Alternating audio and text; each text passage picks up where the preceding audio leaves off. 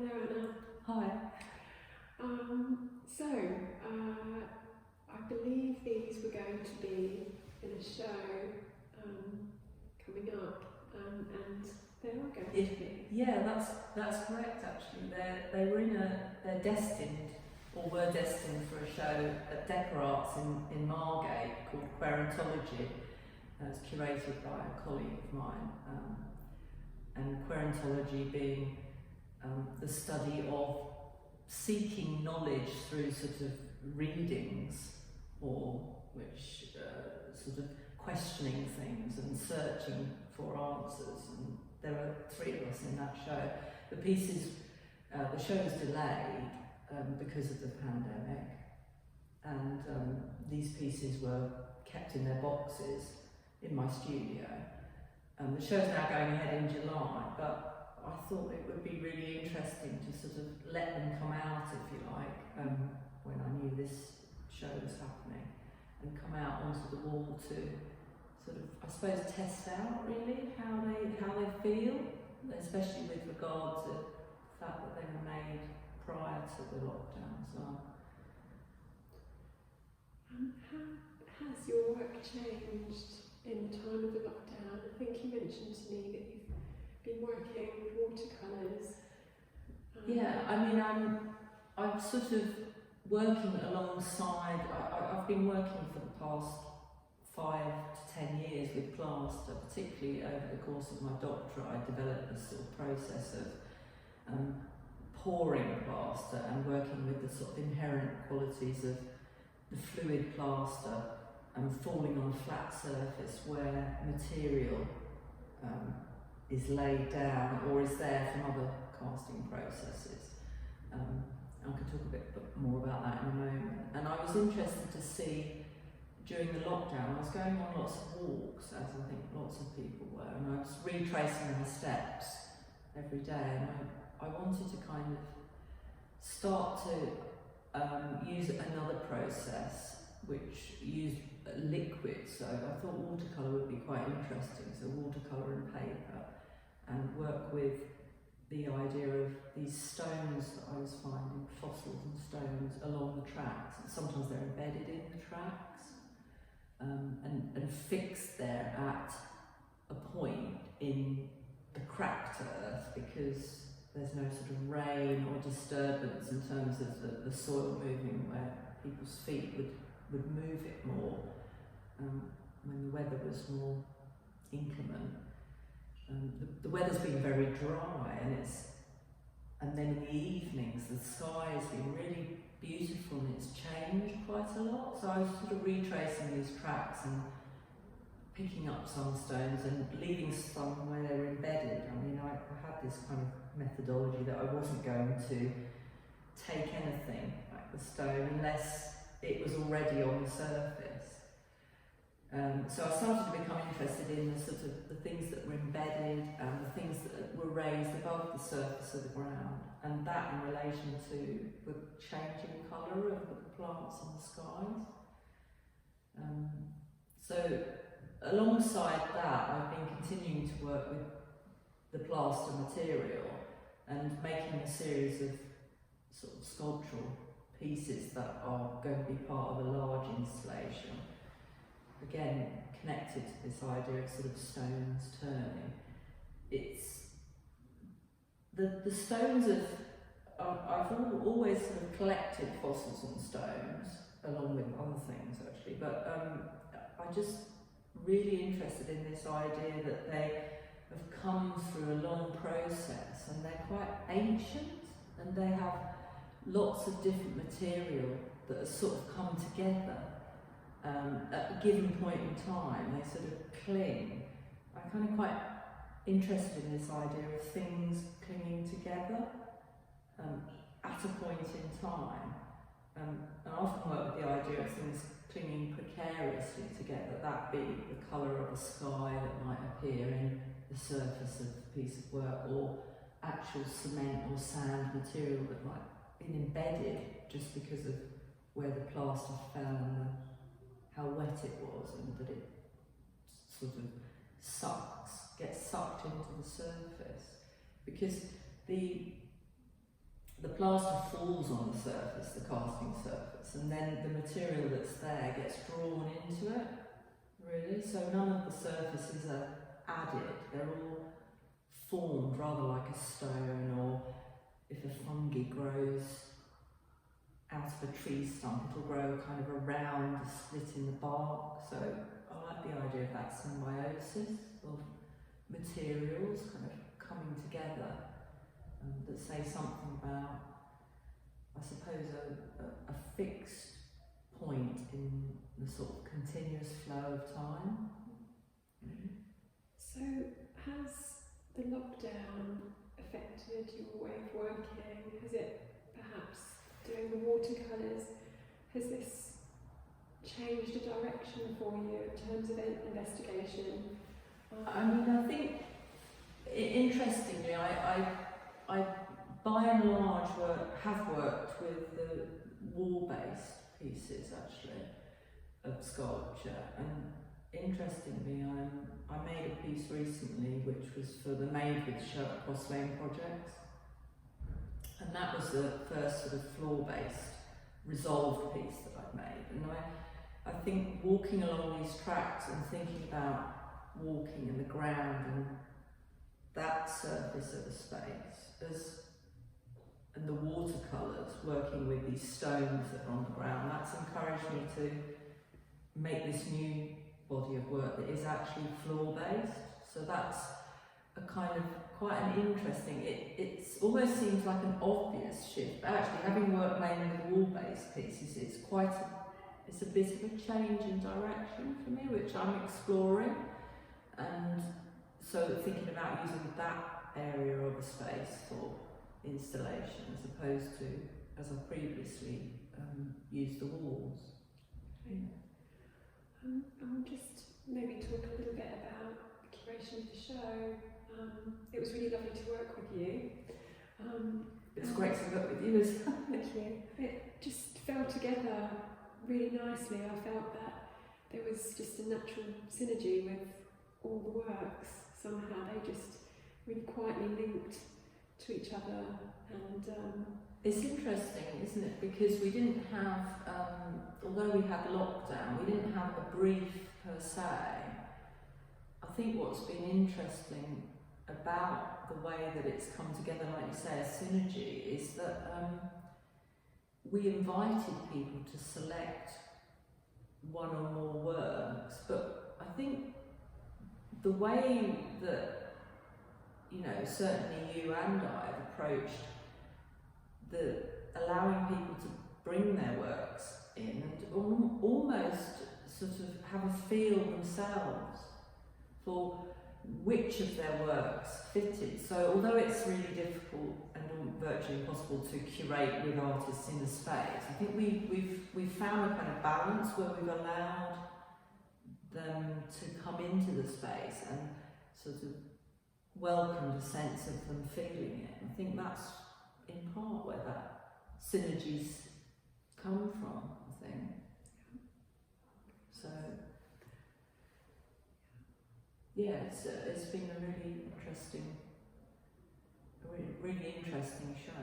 Yeah, there's definitely connections with, you know, I think everyone's felt a sort of colour connection actually. So that's interesting. I mean, we're so, and that may be in part because we are surrounded by these sorts of, you know, because there is a blue and a green feel in this show. I think we whether we are conscious of it or not, you know, we've been surrounded by that kind of, you know, the sort of medical, you know, colours.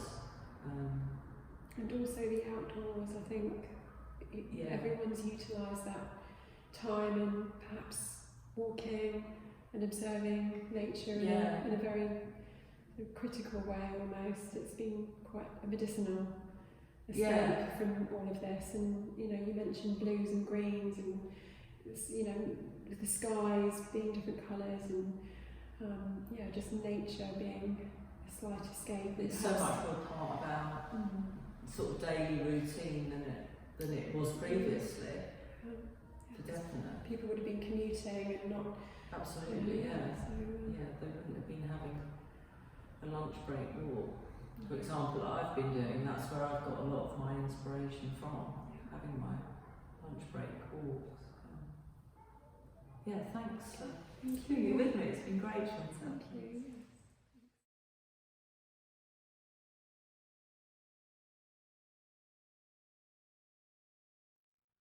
So, hi Callum. Hello. Would you like to tell us a bit? Did you make this piece in lockdown, especially for this exhibition? I did, yes. So my intention was to use a stinky camembert cheese, and because probably people weren't going to be able to come and see it, it wouldn't be an issue with it being smelly and gross and freaking people out and that kind of thing. So I thought it was a good excuse to try something, a kind of a weird sculpture out, just to see what it looked like, basically. And can you say something about why you particularly chose a camembert and the strawberry laces, yeah? Yeah. So strawberry laces have kind of bizarrely featured in a few of my works previously, Right. and I just really like their. They've got a real kind of visceral, bodily quality, which I really like. I think the first time I used it was for my degree show, actually. Okay. And I did a photograph with me basically eating strawberry laces, and it sort of looked a bit like meat, and it was kind of quite sort of visceral and very sort of in your face. And I've always really liked, they're just such a bizarre. Yeah. Do you actually like eating them? I do like eating them. I just had some of the leftovers just now, actually. And how would you? Because I know you just said that the camembert isn't going to remain in the show. Yeah. What's going to be a placeholder for it when the show is open to, you know, a couple of visitors at a time? An image of the camembert. Right. Placed on the our little mini print here. I'm just interested to know if you what you think the difference between the placeholder and having the camembert as a piece, and would you actually be interested in it staying there if that was possible? What could you say something about that? What you feel about those two things? I mean, I'm not crazy about. I actually really, having just placed the sculpture here just a few moments ago, I actually really like how it looks as an object, as a sculptural thing. It's kind of odd. It's very. There are lots of kind of different sort of levels, and it's, you know, there's a real mishmash of the laces and the camembert kind of spliced together. Yeah, it is quite And bizarre. so I'm not crazy about the idea of it just being an image showing the work, but then that's the nature of something that, a sculpture like this, that's not going to last. You know, it is a cheese. It is a foodstuff that will degrade and no doubt get very honky. And does it have a title? May I ask? It does have a title. Funnily enough, inspired by my dad. So I was telling my dad about the work, and then he then proceeds to tell me about a band called Gone back in the 80s or late 70s, and they made an album called Camembert Electrique. So the title, I'm just going to nick the title off them because it's great. So this is called Camembert Electrique. I can see the reference to the sort of strawberry lace. Exactly, yeah. So and then that Yeah. kind of relates to Sean's work as well, which has some cables in it. His kind of wires hanging out, and I quite like that sort of. Yeah. There's like it's sort of like tendons, and it's kind of gross. It sort of works on multi. Yeah. And I'm always fascinated with the colour red as well. I think just because it's got so many sort of connotations, and it's just so sort of loud and in your face. It's like blood. It's like, you know, love, lust, all this kind of stuff. So this is called Camembert Electrique after Gone in brackets. Thanks, that's great, thank you. No problem.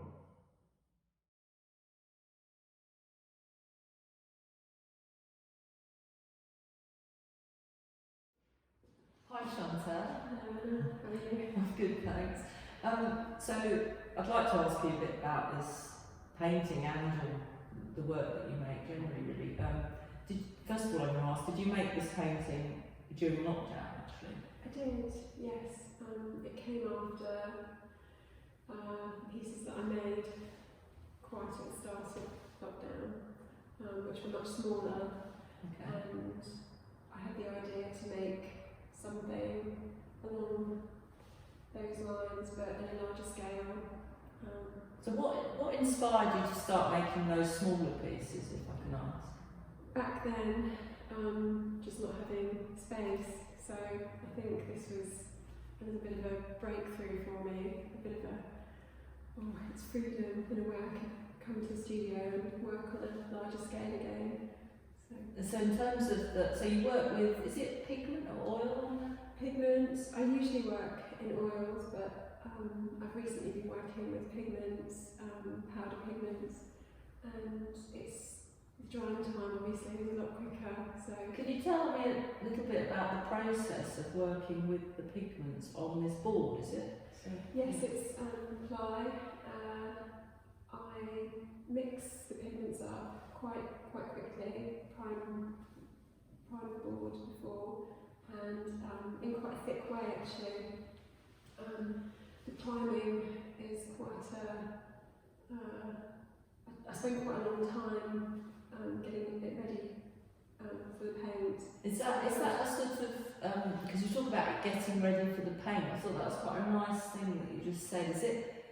Is it a process whereby, you know, there's something else going on whilst you're getting the surface ready, do you think? Yeah, definitely. I think it's not so important for me to have a perfectly smooth, primed surface. I think it's almost more exciting perhaps to have it quite raised in places and sort of texture building up in places, because I think that sort of informs the pigment, especially when I'm watering down the pigment quite a lot. I think it separates and different things happen, and that's purely because it's primed and the primer's built up in certain ways. So it's almost more than a primer, really? Yes, acting. it is. It's almost like a kind of invisible surface of texture, I think, in a sense. I like that idea of the sort of invisible surface. And do you quite often, because it's one colour pigment with It is, the yes. white, is that a sort of way that you quite often work with your paintings? I've recently whittled down my colours. I think I've been quite attracted to quite random colours, random meaning just within my walks around Letchworth I'm coming across these really strange, unusual colours that I think people pick to paint their doors or their windows and things, and it's those colours that I think I'm quite drawn to, those decisions that people make. So would you say it has a some sort of local reference in terms of that, in terms of the palette? Yes, I think that's been an ongoing thing since I moved back to Letchworth, and perhaps it's something that was always quite relevant to me even in my childhood. I always found the colours of certain buildings in Letchworth quite almost offensive, but now I've grown to really appreciate them and like them. So Okay. offensive meaning the colours. It's a strange thing being offended by a colour, but I think I know what you mean.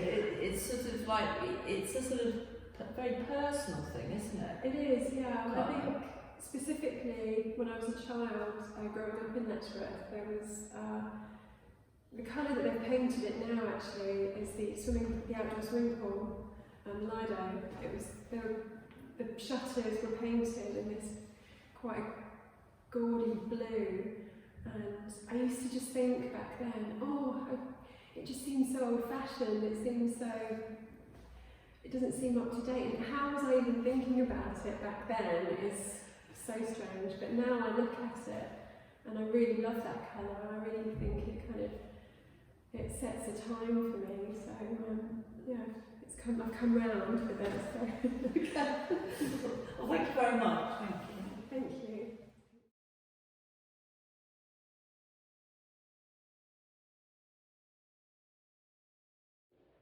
Hi, Iona. Hi. So you made this piece in lockdown, is that correct? Yes, yeah, all made in lockdown. Yeah, on the kitchen table. Oh, right. Yeah. Okay, is that your new studio space? Yeah, well, Temporary. yes, there's an office space, which some works happen in the office space, and then the making happened on the kitchen table because the office got a bit crowded. All right. Yeah. Could you say something about how you? So it's the Queen doesn't wear costume jewellery. Could you say something about where the idea for making the work came from? Yeah. Well, I suppose like most of the population sort of tuned into the Queen's speech when she addressed the British public about the coronavirus. So yeah, I tuned in, and yeah, being a jeweller, I was instantly drawn to her piece of jewellery that she was wearing. You know, the royal jewels always have a bit of a history, so I did a little bit of research about the jewel that she was wearing, and yeah, went on Twitter and looked at people's comments about what she was wearing, about their opinions about the speech, about the pandemic, and yeah, so it sort of transpired that she was wearing a piece of turquoise jewellery from Queen Mary, and it was in the centre of the brooch was a huge turquoise cabochon, and there was some tweets that compared the cabochon to the colour of the NHS scrubs, and yeah, it was a range of tweets about the royal family and about the views of the royal family, but one of them said the Queen doesn't wear costume jewellery. In one of the tweets? Yeah, and yeah, being a jeweller, that was an instant focus, and I knew that was a phrase that I wanted to think about and make a piece of work on. Just the value of costume jewellery not being appropriate wear for the royal family is, it's quite an interesting idea that she couldn't possibly be wearing costume jewellery, because that's not the done thing for the Queen to wear. So to sort of work with that sort of oxymoron, I bought a lot of costume jewellery from eBay and a pair of scrubs, and it was embroidered onto the pair of scrubs, really. And you've left the embroidery hoop? Yeah, well, Can you yeah. say something about that, actually? It was a bit of an accident. It just sort of fitted in there, and then I thought actually the turquoise cabochon stone was a perfect circle. So that's why it was sort of left in there to sort of look like that circular stone that she was wearing. But yeah, it's quite nice to be left in there as a sort of, there's a limit of what as an artist you can be doing at home, and sewing and embroidery. There's a sort of level of discomfort, I think, as well with it being in there, because I don't know whether that sort of has any connection to, the statement, the Twitter statement that the Queen doesn't wear costume jewellery, or the situation, because it feels like uncomfortable. I did think about cutting it out of the trousers, but actually when it was in there, it felt like this was part of the canvas almost, that the trousers had to remain trousers, and it wasn't just the colour that was important. That it looks almost, it does look a little bit awkward, just Sort of hanging pinched, there. doesn't it? It kind of resonates for me, I don't know, it resonates for me a bit the way it's pinched and the sort of the pulls on the fabric. The kind of, we've seen these films during COVID, during the pandemic, of the marks that the masks leave on the health workers' faces. And I don't know, for me it feels a little like that, like restricting. And there's definitely a tension there with it. That is quite nice. So it's it is interesting to sort of frame it, but then, you know, leave this background. Yeah, it was a bit of an accident really, but I like it. Yeah. And do you think you might make any more of them? Yeah, I mean, initially it was to remake the whole brooch. That was the idea. But working at home, that's not always possible to do that. So yeah, it might be nice to have this in a brooch sort of form. So it could be worn like the Queen's brooch was worn. But yeah. So we might see more scrubs with Yeah, statements on. yeah, perhaps, yeah. But yeah, working with the jewellery, I realised that it couldn't be jewellery size, but it had to be scaled up, so I had to get bigger embroidery but to fit in all the kind of necklaces and things like that. So yeah, the scaling up was quite happened just because of the sizes of these beads. And it has that new sort of costume, doesn't it? Yeah. Which is slightly enlarged and exaggerated Yeah. as well. Yeah. Quite nice. But yeah, you know, the idea of value was really interesting there. That we're in the middle of the pandemic and, you know, we're talking about the royal family, but, you know, it's interesting that there is still standards, you know. The world's changing and it's awful, the situation, but someone tweeted, like, you know, the Queen doesn't wear costume jewellery, we need to remember that, and that's, you know, important. This kind of, so, yeah, kind of irony about this, and how the scrubs sort of show, like, the importance of what's happening now, but actually the royal family is, Maintained. yeah, you know, maintaining their own standards, perhaps. Thank you. Well, thank you very much, thanks.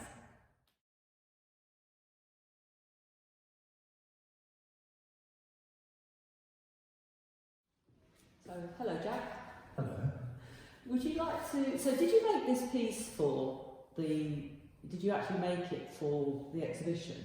This No. piece of work? No, this bit of work was not really planned as a bit of work, you know, it's just sort of... Did it come about in lockdown? It did, yes. So what was going on, you know, you sneaking out with a friend, like you weren't meant to do, and this bit of like woodland construction, I suppose it is, these structures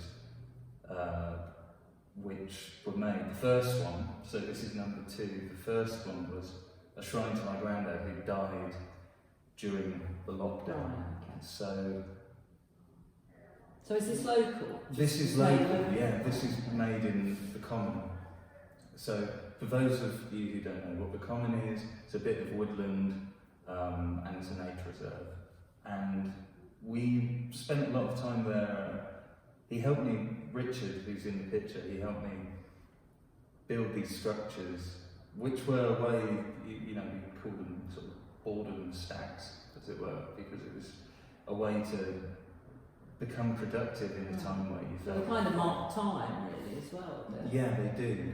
And it certainly changes a lot at night, which is in this picture as well. And with that came this atmosphere, and I'm really interested in myth and sort of...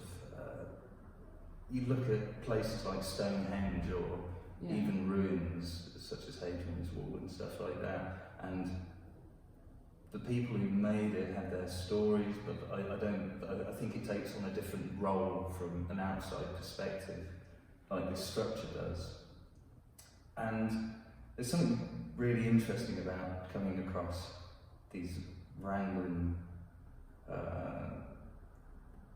you know... Well, there's sort of objects, I suppose, Yeah. that you come across in the woods, in the wild, but Yeah. you know someone's made it because it looks different, even though it's made of the same material. It's natural but man-made, you know, it's got that very man-made, you know, the kids might think it's sort of a magical thing, or, you know, it's appeared magically So when you think of the pieces now, and they're still in existence, I'm assuming. Yeah. Would you say that do you have an idea of how you envisage the sort of passers-by or people coming upon them, so to speak? Mm. What you think they might feel or think about when they come across them? I think the thing that interests me most is thinking about how people might interact with them.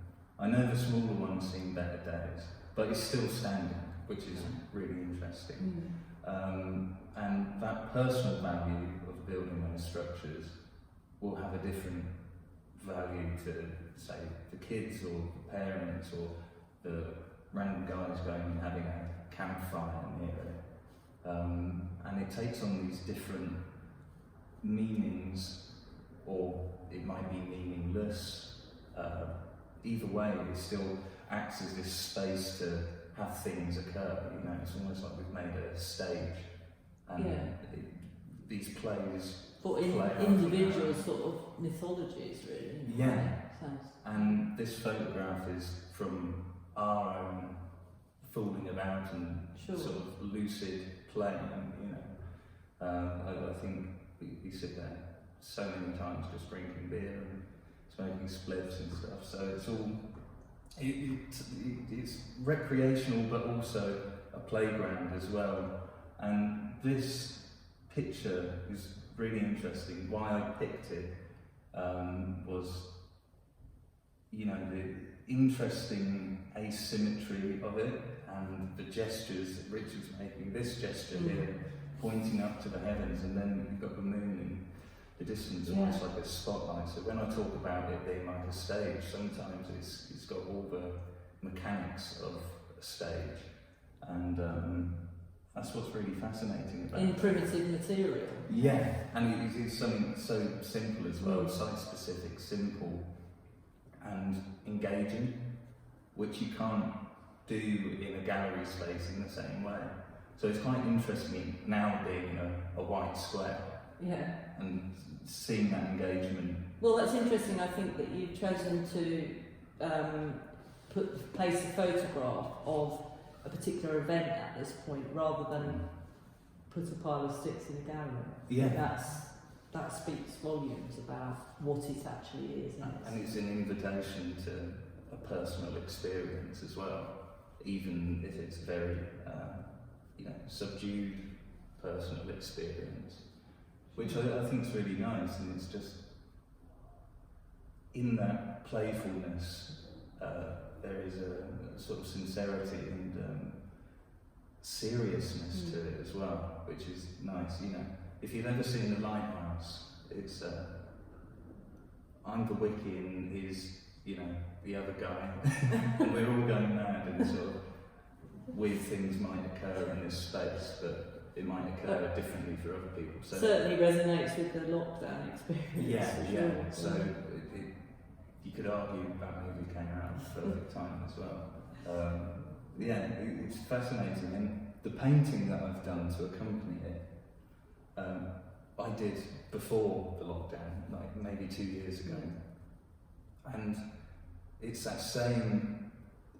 Reminds me of the structure, and it makes me think about what might linger in my mind when I think about this town that I moved. So I moved from London back into a vastly more green space and a more free space to go and explore, unlike parks in London which do lock up after a certain time, So this picture was probably taken around midnight, and it's a very different experience. And I think since coming back to Letchworth, the engagement with my work and what I'm focused on and my interests, and it evolves. It's not entirely different, but it's a different sort of anchor in a very different place. Great. Okay, thanks for that, Jack. No problem. Thank you.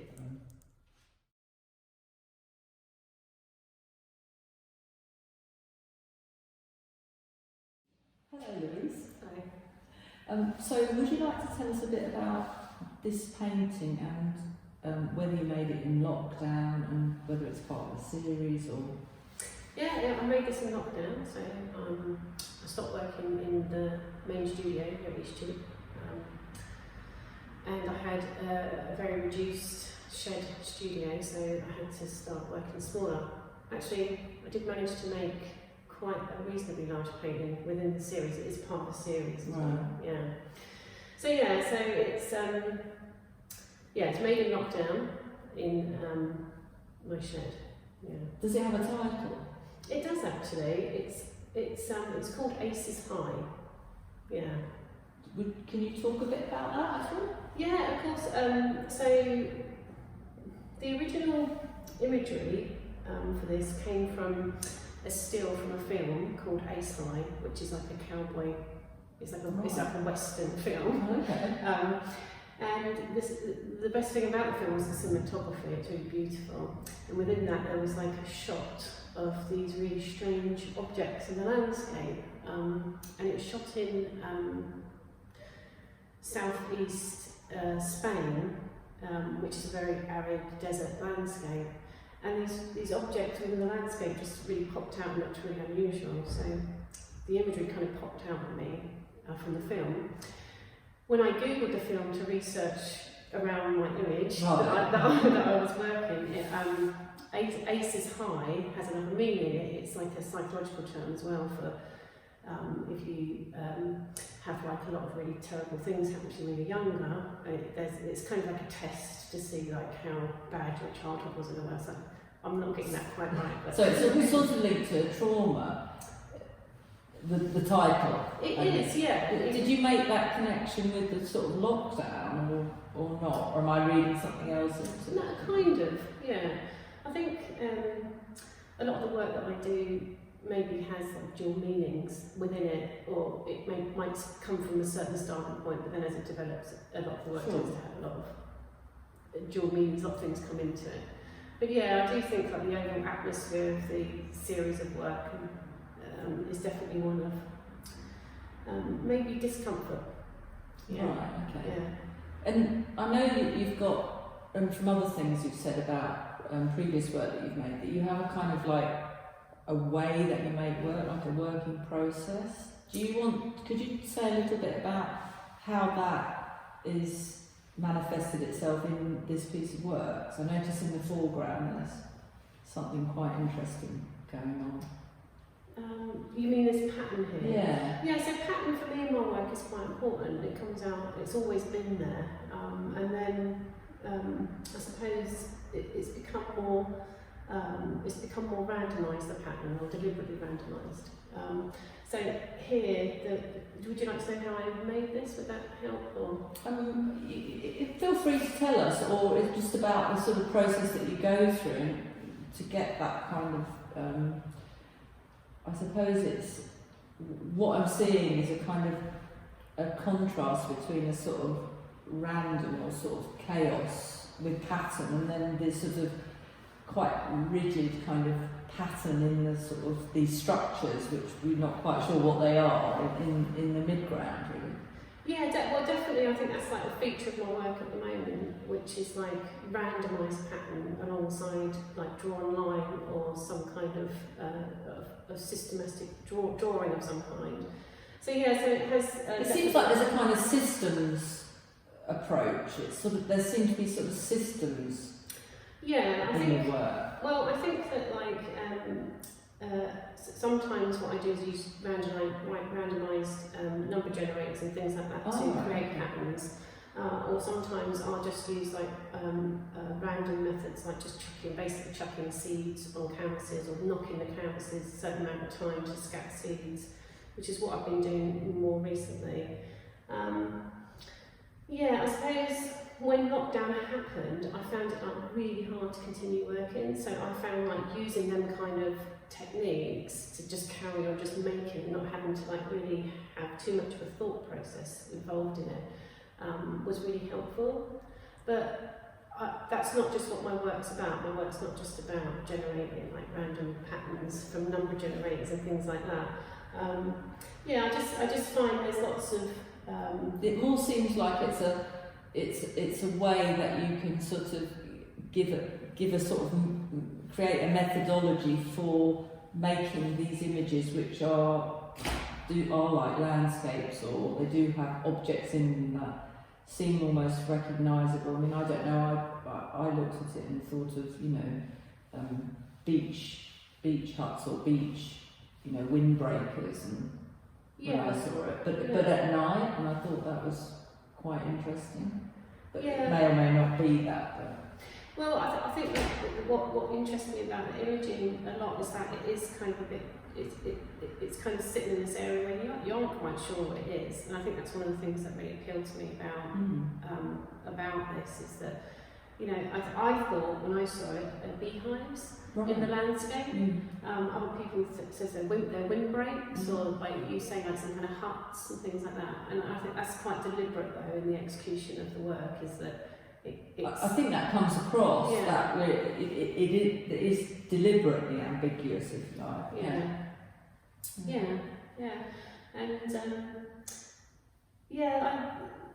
Are you continuing to make more in this series then? Actually, I've just got 3, and I'm probably going to move on to something else.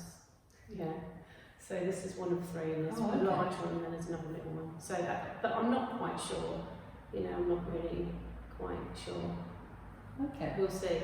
There's elements in it which will jump to the next level. What tends to happen is I do work in series, but then there's elements from all of the series kind of jump into other things. So there's a kind of thread. There's lots of threads. Yeah, there's always a pattern somehow. But yeah, there's always threads in the work. Yeah. Okay. Thanks very much. You're welcome. Thanks.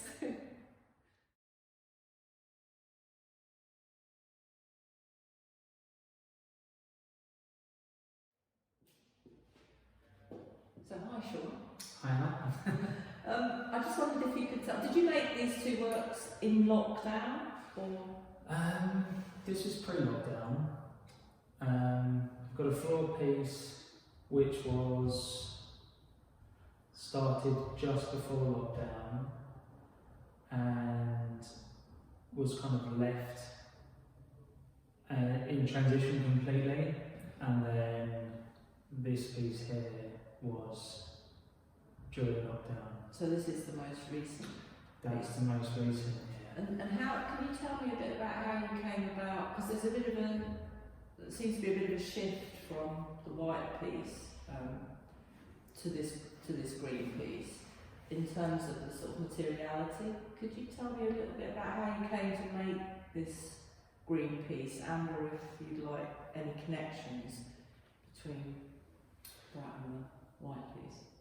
Yeah, I think one of the reasons that first came to me making that piece was the fact that I was starting to, well, I think I was starting to move away from wall sculpture to actually larger scale sculptures. So with that in mind, I decided to start to make my floor piece, and I originally this was kind of a maquette which I was going to cover in cardboard, and then I was going to go over and start doing it, filling the space in with plasterboard. So this is plasterboard, is it? Yeah. No, this is a plasterboard. So during my time off, I kind of started to draw how I would walk around space and walk around, because I think they're the as an object. Yeah, as an object. Yeah, as if. So did it come out from a sort of drawing process? In a way? It did,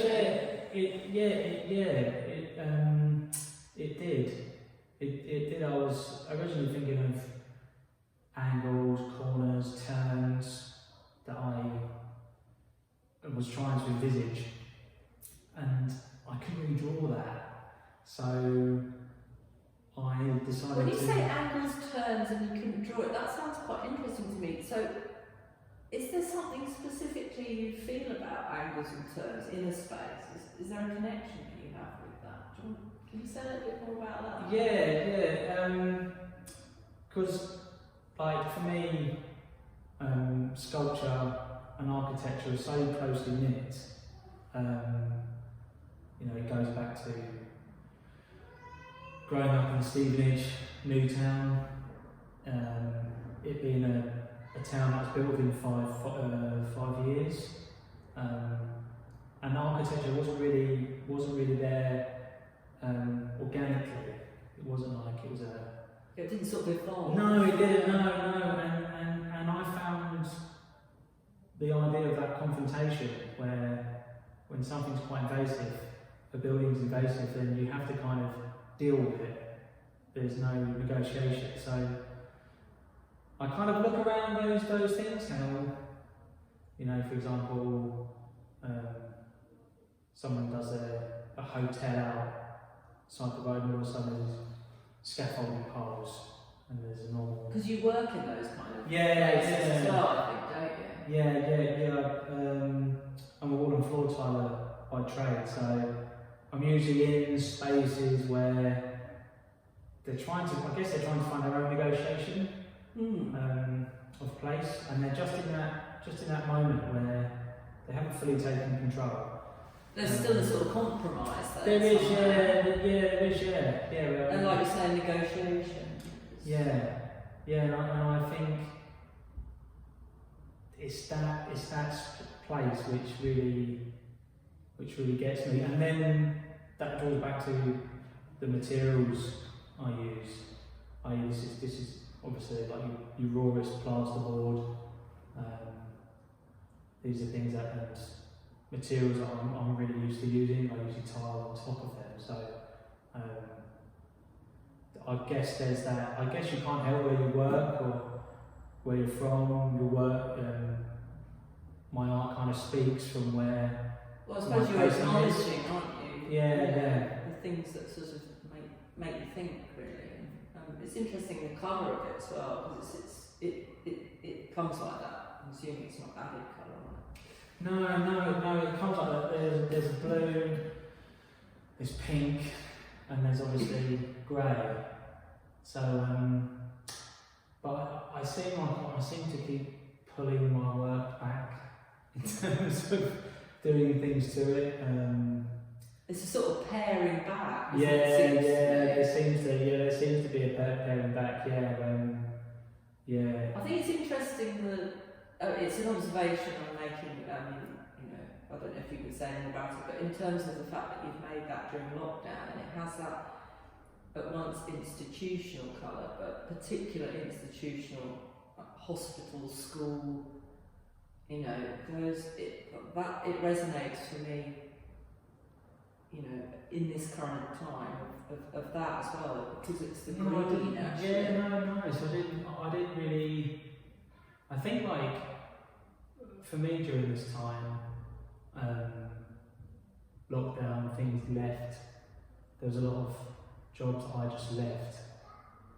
Tiles still ungrouted, walls still left like this. So there is a lack of completion or finish in that materials journey. It's kind of waiting to be picked up again, waiting to be. It's almost suspended. Yeah, exactly. Yeah, I think it definitely. I mean, I think the way that it's the colour, it's the rawness of the material. And also this, I don't know if you can say a little bit more about the turn, somehow, the way that that's been made, and if you can just say what you feel about that, perhaps, the edge that's slightly lifted, if you like. Yeah, I did a set of drawings. I think going back to how I was looking at sculpture, movement, architecture, space, and how we move. And plasterboard as a material is a really, it's a really interesting. It's a really kind of simple material when you want to get a result in terms of an angle, and the shape of direction. Mm. And it was just purely, as you do, the process you scribe, and then you snap. And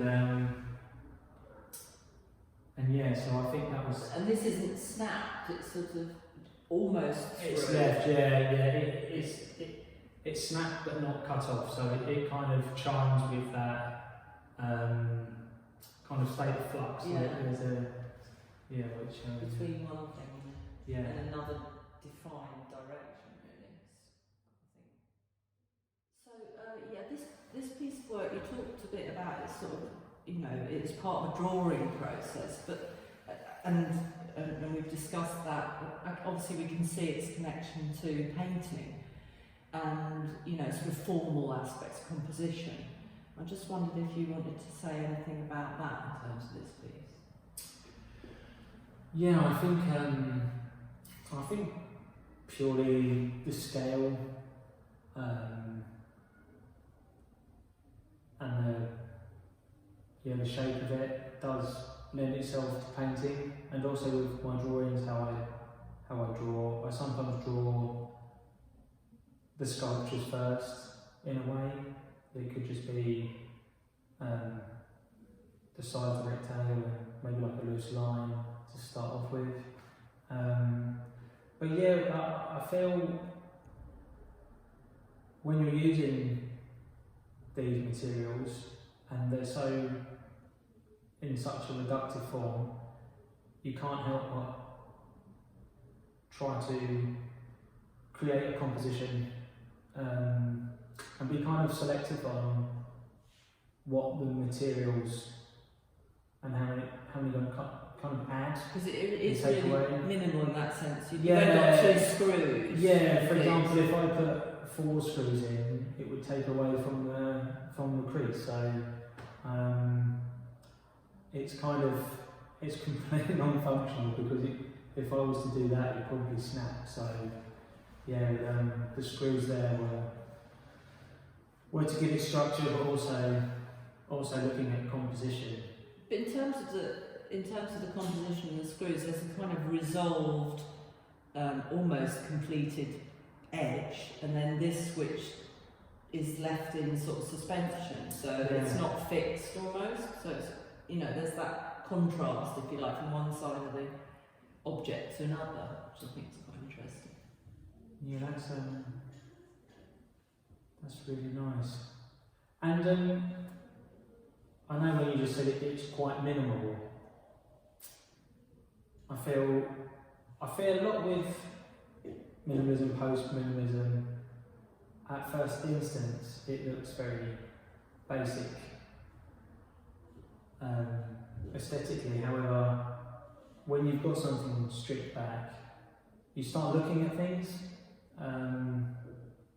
So, like if you were to look here, there's pieces of wood that haven't been sanded, and there's like beautiful tears and marks and scuffs, which I really liked. I didn't really touch it. I kind of took the plasterboard from the site onto the van without protecting it really. So that whole kind of journey it's taken, there will be Sort of little evidence. evidence and ephemera.